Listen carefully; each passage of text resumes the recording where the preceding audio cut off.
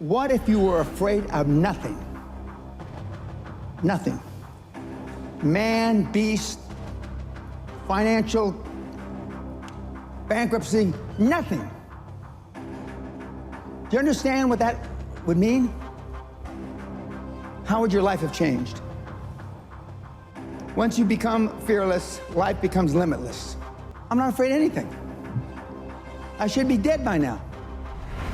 I've been run over by a charging buffalo. Got up, chased it down, killed it. Killed a Kodiak bear with a knife. You can't kill me. I believe that with all my heart. You can't kill me. And of course, the people that I've talked about, Andrew Carnegie, Henry Ford, Rockefeller, Steve Jobs, they're all tough. Snowflakes melt under pressure.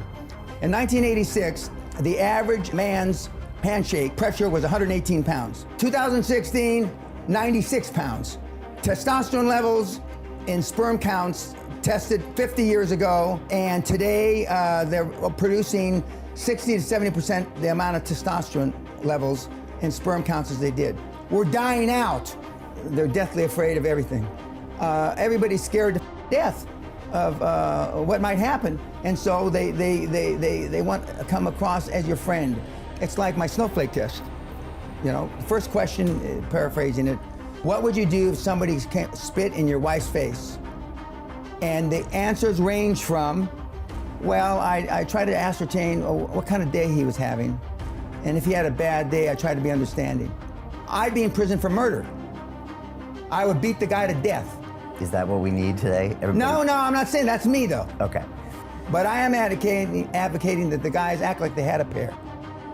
There's never an easy time to make a hard decision. Never. But what you have to be able to do is pull the trigger, take action. And reading books and listening to podcasts is not taking action. It's just another form of procrastination. The main differentiation between the high-performance people is they believe in the extraordinary. Remember yesterday I said you're never going to exceed your highest and wildest expectation. For those of you that want to be a millionaire, you're never going to make 10 million. For those of you that want to be 10 million, you're never going to make 100 million. For those of you that want to make 100 million, you're never going to be a billionaire. Because psychologically, see, your subconscious doesn't know you're full of. Your subconscious starts to slow down. When you get, let's use the 100 million number, at 75, 79, 82, 89, 91, and then you're asleep at 96 million. And you may stumble over the goal at 100 million by accident. I have 3 regrets in life.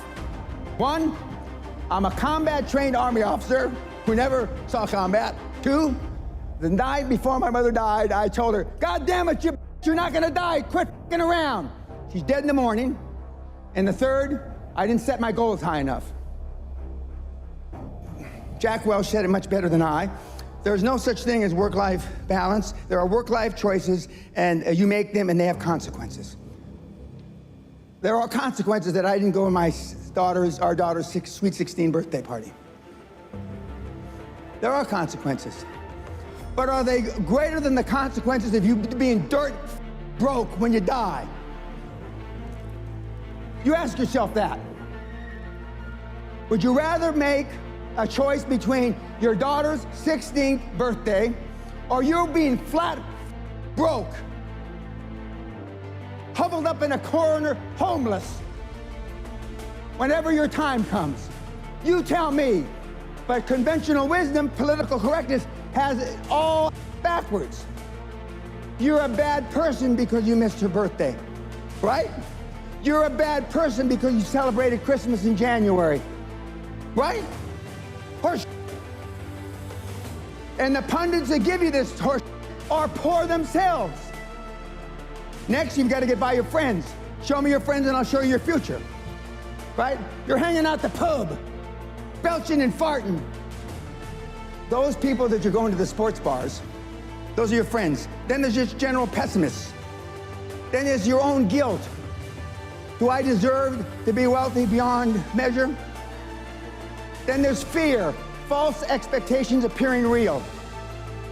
And then there's this plain society that wants to hold you down. Strange times are these in which we live when the old and the young are taught falsehoods in school. And the person that does tell the truth is called a lunatic and a fool. But John Lennon said it a little differently. Being honest may not get you many friends, but it will always get you the right ones. And what I want you to do from this point forward, no matter if you hated what I said or the way I said it, is choose carefully the people that you associate with. Warren, back when he used to send out tweets, Buffett that is, you will continue to suffer if you have an emotional reaction to everything that is said to you. True power is sitting back and observing things with logic, and power is restraint. True power is restraint.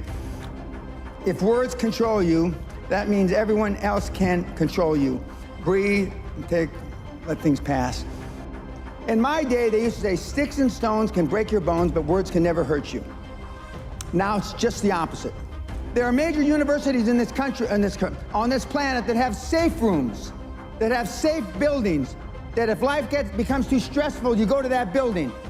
If your adult child needs a safe space to avoid offensive words, you failed as a parent.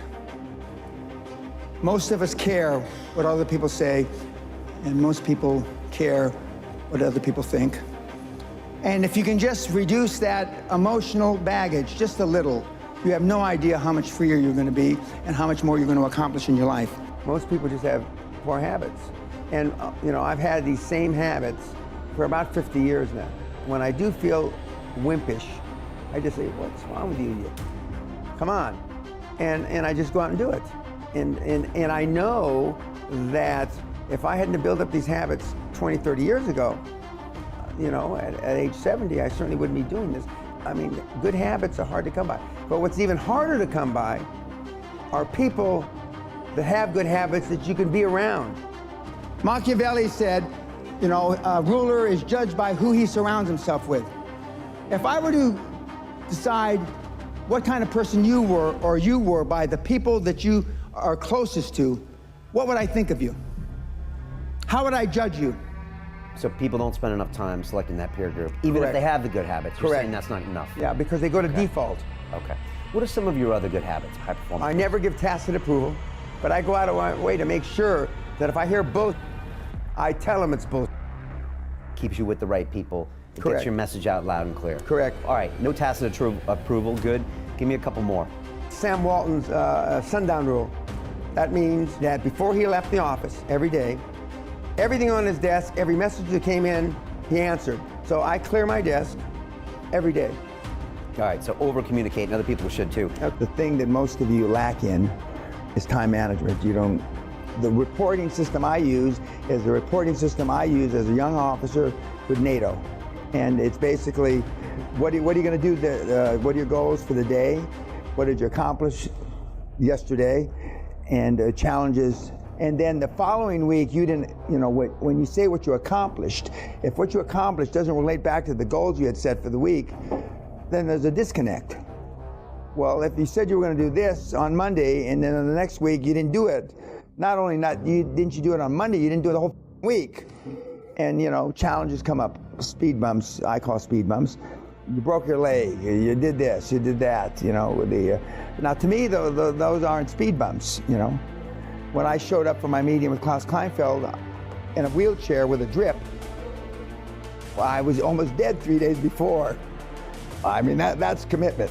Kids are not programmed for success, but once in a while there are kids that are programmed. That's little Tiger Woods when he's 3 years old on television, showing him how to hit a golf ball. The Williams sisters were programmed for success since they were little. I was programmed by accident.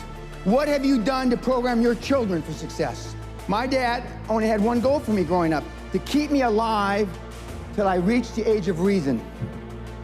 So my mother spent her whole life trying to make me what she wasn't. Can you say the same for you, your parents, your children? No. So I'm not here by accident. And yet I still push the envelope. I believe with all my heart, you were meant to achieve. I believe, and this is the only religious thing I'm going to say, is I believe whoever the put us here, however the we got here, we were put here to be all we can be, not a fraction thereof.